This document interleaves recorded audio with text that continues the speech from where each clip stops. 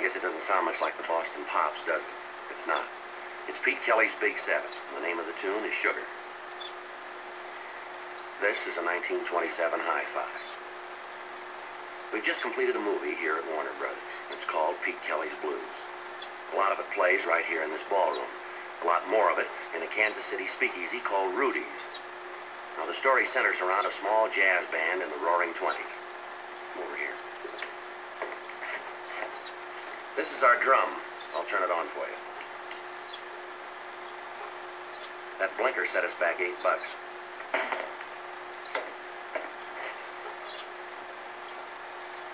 I use this all the way through the picture. As you can see, it's not a Smith & Wesson. It's a Boston 3-star cornet.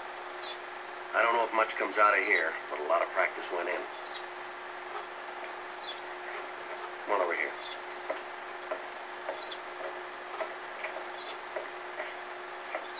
These belong to Ivy. She's the girl in the picture.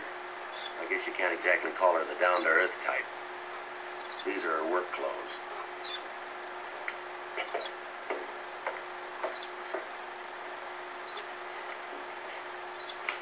It's a mean-looking thing, isn't it? I guess you could call it a sort of a pistol cannon, used by gangsters in the 1920s. You don't see many of these around anymore. Down at our speakeasy, you get one free with every purchase over $1. Hey, come on back.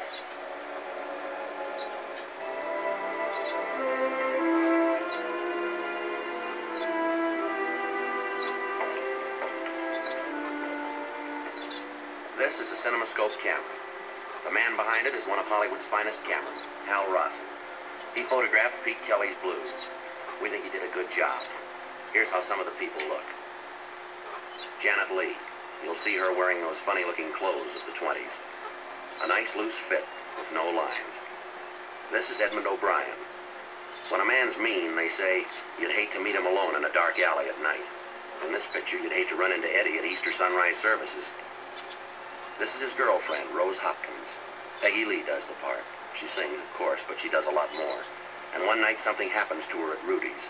They call it the Little Death. You'll see Ella Fitzgerald as Maggie Jackson. She plays a part, too. The only thing else she does is sing. Most people think that's enough. This is Lee Marvin.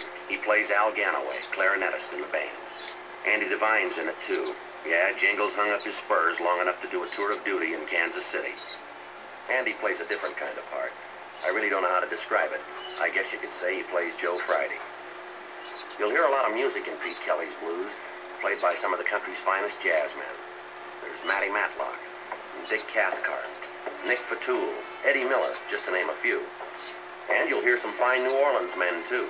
We shot part of the picture down there. We call this a 10K bulb. There's enough in here to light up an entire apartment house. 10,000 watts. You need a lot of these for color and CinemaScope. We used 50 of them just to light the trailer that you're looking at now.